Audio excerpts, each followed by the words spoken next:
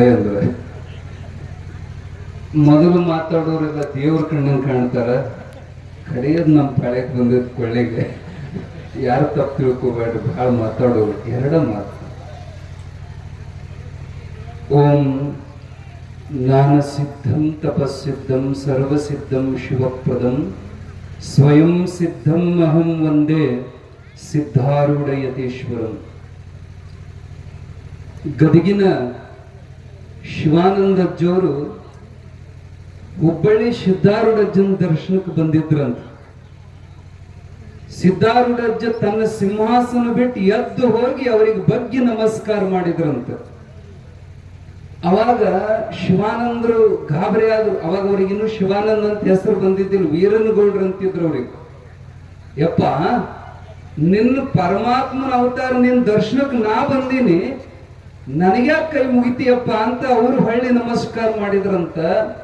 ಅವಾಗ ಸಿದ್ಧಾರೂಢಜ್ಜವ್ರು ಅಂದ್ರಂತ, ಯಪ್ಪ ನಾನು ಒಂದು ಕೊಡ ಹೊತ್ತೀನೋ, ನೀ ಜೋಡ ಕೊಡ ಹೊತ್ತವಪ್ಪ, ನನಗಿಂತ ದೊಡ್ಡವನು ನೀನು ಅಂತ ಸಿದ್ಧಾರೂಢ ಬಗ್ಗೆ ನಮಸ್ಕಾರ ಮಾಡಿದಂತ ಏಕೈಕ ಸದ್ಗುರುಗಳು ಗದಗಿನ ಜಗದ್ಗುರು ಶಿವಾನಂದ ಮಹಾಸ್ವಾಮಿಗಳು.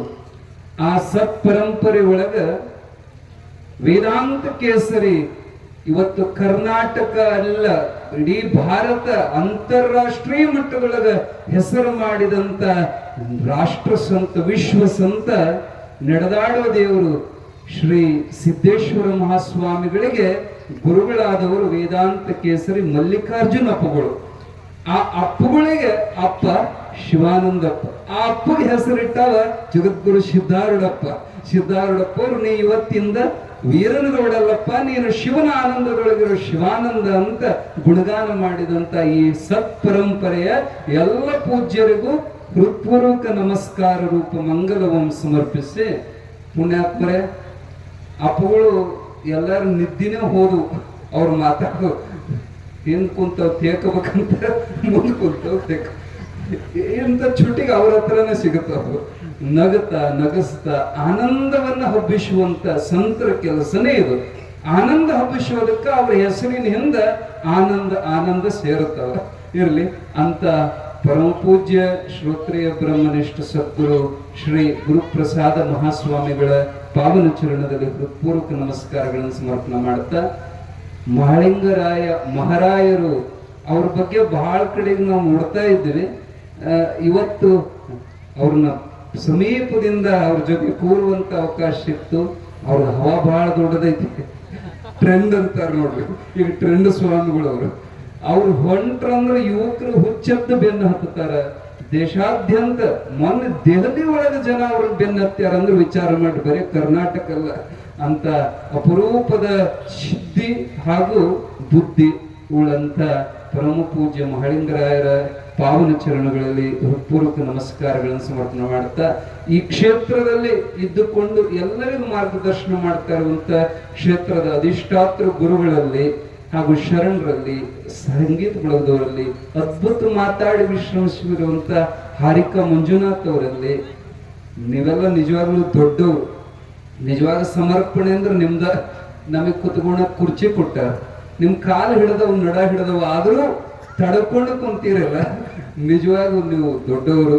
ನಿಮ್ಮೆಲ್ಲರ ಹೃದಯದಲ್ಲಿರುವಂತ ಪರಮಾತ್ಮನಿಗೆ ಹೃತ್ಪೂರ್ವಕ ನಮಸ್ಕಾರ. ಇವತ್ತು ವಿಷಯ ಸಮರ್ಪಣೆ. ಯಾರು? ಯೌವನ. ಒಂದು ಸಣ್ಣ ಕತ್ತಿ, ಜಾವೂರ್ ಅಂತ ಬರ್ತದ ನವಲಗುಂದ ಹತ್ರ. ಜಾವೂರ್ದೊಳಗೆ ಶಿವಾನಂದರ ಮಠ ಐತಿ. ಅಲ್ಲಿ ಅವ್ರು ಹೇಳಿದ್ರು ನಮಗೆ ಇದು ಕತೆ. ಆ ಮಠ ಹಾಳ ಬಿದ್ದಿತ್ತು. ಯಾಕಂದ್ರೆ ಗುರು ಇಲ್ಲದ ಮಠ ಅಲ್ಲ, ಹಿರಿಯರ್ ಇಲ್ಲದ ಮನೆ ಅಲ್ಲ. ಅವರೆಲ್ಲ ಊರು ಹಿರಿಯರು ಕೂಡಿ ಸಿದ್ದೇಶ್ವರ ಅಜ್ಜವ್ರ ಕಡೆಗೆ ಹೋದ್ರಂತ. ಯಪ್ಪ, ನಿಮ್ ಕಡೆಗೆ ಬಾಳ ಮಂದಿ ಸನ್ಯಾಸಿಗಳು ಅದಾರ, ನಮ್ಮ ಮಠಕ್ಕೆ ಒಬ್ಬ ಸ್ವಾಮಿನ ಕೊಡ್ರಿ ಅಂತ ಹೋಗಿದ್ರು. ಅಪ್ಪವ್ರು ಅಂದ್ರು, ಇಲ್ಲಪ್ಪ, ಅವ್ರು ಸುಮ್ನ ಬಂದವ್ರಲ್ಲ, ಒಂದೊಂದು ಮಠಕ್ಕೆ ಒಬ್ಬೊಬ್ರಿಗಾಗ್ಲೇ ನೇಮಕ ಆಗ್ಯಾರ, ನಮ್ಮ ಕಡೆ ಕುಲ್ಲ ಯಾರು ಇಲ್ಲ ಅಂದ್ರು ಸಿದ್ದೇಶ್ವರಪ್ಪ. ಈ ಒಂಡ್ ಮಂದಿ ಬಿಡ್ಬಲ್ದು. ಅಪ್ಪ, ನೀನು ಕೊಡೋತನ ನಾವು ಎದ್ದ ಹೋಗಂಗಿಲ್ಲ, ನೀವು ನಮಗೆ ಒಂದು ಸ್ವಾಮಿ ಕೊಡಬೇಕು. ಸ್ವಾಮಿಯನ್ನ ಅಂಗಡಿಯಾಗ ಸಿಗೋ ಸಾಮಾನನ್ನ ಅಟ್ಟ ಸರಳ ಇಲ್ಲ.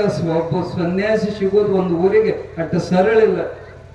ಬಾಳ ಹಠ ಮಾಡಕತ್ತಿದ್ರ ಸಿದ್ದೇಶ್ವರಪ್ಪರು ಬಾಳ ಬುದ್ಧಿವಂತರು. ಹಂಗ ಯಾರಿಗೆ ಯಾವ ಔಷಧಿ ಕೊಡ್ಬೇಕು ಅನ್ನೋದ್ರಿಗೆ ಬಾಳ ಪಕ್ಕ ಗೊತ್ತು ಇರ್ಲಿ. ಒಂದ್ ಸಣ್ಣ ಸೂಕ್ಷ್ಮ ಒಂದ್ ಮಾತು ಹೇಳಿದ್ರು. ಎಷ್ಟು ಜನ ಬಂದಿರಿ ಅಂತ ಕೇಳಿದ್ರು. ಅಪ್ಪ 25 ಮಂದಿ ಬಂದೀವಿ, 2 ಕ್ರೂಸರ್ ತಗೊಂಡ್ ಬಂದೀವಿ ಅಂದ್ರು. 25 ಮಂದಿಯಾಗ ಒಬ್ರು ಒಬ್ರು ನಿಮ್ದು ಒಂದು ಮಗುವನ್ನ ನನ್ನ ಕಡೆಗೆ ಕೊಟ್ಟು ಬಿಡ್ರಿ, ಇನ್ನ 12 ವರ್ಷ ಬಿಟ್ಟು ಬಂದು ಒಬ್ಬ ಸನ್ಯಾಸಿನ ಕರ್ಕೊಂಡು ಹೋಗ್ರಿ ಎಂದ್ರು. ಯಾರು? ಸಿದ್ದೇಶ್ವರಪ್ಪರು. ಏನಂತಾರ್ರಿ? 25 ಮಂದಿ ಅವನು ಮಾರಿ ಇವನು ನೋಡವ, ಇವನು ಮಾರಿ ಅವನು ನೋಡವ. ಯಾರು ಕೊಡ್ತಾರ್ರಿ?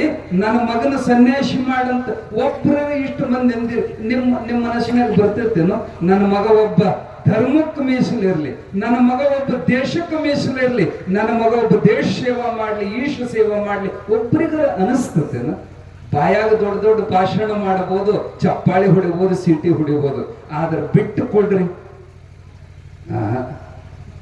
ನಿಜವಾಗಿಯೂ ಪ್ರಾಮಾಣಿಕ ಈ ಪ್ರಸಂಗ ಇಲ್ಲಿ ಯಾಕೆ ಹೇಳಾಕತ್ತೀವಿ? ಸಮರ್ಪಣೆ ಯುವಕರು ಮಾಡಕ್ ಆಗೋಲ್ಲ. ಯಾಕಂದ್ರೆ ಗಿಡವಾಗಿ ಬಗ್ಗದ್ದು ಮರವಾಗಿ ಬಗ್ಗೀತೆ, ಅವುಗಳ ನಿಮ್ಮ ಕೈಯಾಗೈತಿ. ಅಪ್ಪುಗಳಾಗ್ಲೇ ಬಹಳ ಚಂದ ಹೇಳಿದ್ರು. ಸಣ್ಣಕ್ಕಿದ್ದಾಗಿಂದ ಅದ್ರ ತಿಳಿಯಾಕ ಕೊಡ್ರಿ, ನೀನು ಹಿಂಗಾಗಬೇಕು, ನೀ ಹಿಂಗಾಗಬೇಕು. ಹಿಂದೂಸ್ತಾನವು ಎಂದು ಮರೆಯದ ಭಾರತ ರತ್ನವು ನೀನಾಗು. ಹಿಂಗೊಬ್ರ ಅಂತೀರ? ಡಾಕ್ಟರ್ ಆಗು, ಕಲೆಕ್ಟರ್ ಆಗು, DC ಆಗು, AC ಆಗು, ಬರೇ ಹೊಟ್ಟಿ ತುಂಬಿಸೋ ವಿದ್ಯೆ ಕಲಿಸೋ ಕಡೆಗೆ ನೀವು ಲಕ್ಷ್ಯ ಕೊಡ್ತೀರಿ ಹೊರತು ಜ್ಞಾನಿ ಆಗು, ದೇಶಕ್ಕೆ ಮೀಸಲಾಗಂತ ನೀವು ಬಿತ್ತಿದ್ರಿ ಅದು ಮುಂದೆ ಬೆಳೀತೈತಿ. ನೀವು ಬೇವಿನ ಬೀಜ ಬಿತ್ತಿ ಮಾವಿನಕಾಯಿ ಬೆಳೆದ್ರೆ ಅದು ಹೆಂಗ ಸಿಗೋದು? ಅದಕ್ಕೆ ಸಣ್ಣ ಮಗು ಇದ್ದಾಗಿಂದ, ಈಗ ಆಗಿದ್ದಂತೂ ಆಗಿ ಹೋತು, ಮುಗ್ದು ಹೋಗೈತಿ. ಅಪ್ಪ ಯುವಕರದಿ ನೀವಂತೂ ಸಮರ್ಪಣೆ ಆಗೋದು ನಮ್ಗೆ ಗೊತ್ತೈತಿ. ಆದ್ರೆ ನಿಮಗೊಂದು ಕಿವಿ ಮಾತು, ಕೊನೆ ಮಾತು, ಯುವಕರೆಲ್ಲ ಲಕ್ಷ್ಯ ಕೊಟ್ಟು ಕೇಳ್ರಿ. ಇನ್ನೂ ಯಾವ ಮದುವೆ ಆಗಿಲ್ಲ, ಇನ್ನೂ ಯಾವ ಆಪರೇಷನ್ ಮಾಡಿಸಿಲ್ಲ, ಅವ್ರ ಲಕ್ಷ್ಯ ಕೊಟ್ಟು ಕೇಳ್ರಿ. ಯಪ್ಪ 1-2 ಹಡಿಬೇಡ್ರಿ, ದಯವಿಟ್ಟು ಈ ಮಾತು ಗಂಭೀರವಾಗಿ ತಗೊಳ್ರಿ. 2 ನಿಮ್ಮ ಮನೆ ಪೂರ್ತಿಯಾಗಿ ಹಡ್ಕೊಳ್ರಿ. ಆದ್ರ ಇನ್ನೊಂದು 2 ಮಕ್ಕಳನ್ನ ಎಕ್ಸ್ಟ್ರಾ ಹಡಿರಿ. ಒಂದು ದೇಶಕ್ಕೆ, ಒಂದು ಈಶನಿಗೆ 2 ಮಕ್ಕಳು ಎಕ್ಸ್ಟ್ರಾ ಹಡದು ಸಣ್ಣಕ್ಕಿದ್ದಾಗಿಂದ ಅವ್ರ ತಲೆಯಾಗ ಬಿತ್ತರಿ ದೇಶದ ಪ್ರೀತಿಯನ್ನ, ಈಶನ ಪ್ರೀತಿಯನ್ನ ಬಿತ್ತದ ಹೋಗ್ರೆ ಅವಾಗ ಯುವಕರ ಸಮರ್ಪಣೆ ತಾನೇ ಆಗ್ತದೆ. ಸಮೃದ್ಧವಾದ ಸದೃಢವಾದ ಭಾರತ ತಯಾರಾಗೋದ್ರೊಳಗ ಸಂಶಯ ಇಲ್ಲ. ಇದು ಖರೆ ಅಂದ್ರೆ ಪ್ರವಚನ ಮಾಡುವಂತ ಸಮಯ ಅಲ್ಲ. ಸುಮ್ಮನೆ ಉಂಡ ಮ್ಯಾಲ ಒಂದು ತೊಟ್ಟಗ ಅಡಿಕೆಲಿ ಕೊಡ್ತಾರ ನೋಡಿ, ತಾಂಬೂಲು ಕೊಟ್ಟಂಗೆ 2 ಮಾತಾಡೇವಿ. ಬಹಳ ಸಂತೋಷ, ನಿಜವಾಗ್ಲೂ ಆನಂದ ಆಯ್ತು. ಒಡೆರಟ್ಟಿ ಈ ವೇಳೆಕ್ಕೂ ಹಿಂಗ ಸಮಾಧಾನದಿಂದ ಕುಂತಿರಲ್ಲ, ಇದ್ರೊಳಗ ಗುರುಗಳು ಎಂತ ಸಂಸ್ಕಾರ ನಿಮಗೆ ಕೊಟ್ಟಾರಂತ ನೋಡಿ ಬಹಳ ಆನಂದ ಆಯ್ತು. ಎಲ್ಲರೂ ಯಾಕೆ ಇವತ್ತು ಕೊನೆಯದಂದ ಕೂಡಲೇ ಒಂದಿಷ್ಟು ಜಗೋದ ಎಲ್ಲರಿಗೂ ಸತ್ಕಾರ ಮಾಡಬೇಕು, ಎಲ್ಲರಿಗೂ ಆಧರಿಸಬೇಕು ಅನ್ನುವಂಥದ್ದು ಕರ್ತವ್ಯ. ಇದಕ್ಕೆ ನೀವು ಸಹಕಾರ ಮಾಡಿದ್ದು ನಿಮಗೂ ಒಂದು ಧನ್ಯವಾದ. ಎಲ್ಲರಿಗೂ ಶುಭವಾಗಲಿ. ಯಪ್ಪ, ನಿಮ್ಮ ಹೆಂಡ್ರು ಮಕ್ಕಳ ಸಲುವಾಗಿ ದುಡಿಯೋದು ನಿಮ್ಮ ಕರ್ಮ, ದೇಶಕ್ಕಾಗಿ ಒಂದಿಟ್ಟು ತ್ಯಾಗ ಮಾಡೋದು ಅದು ಧರ್ಮ.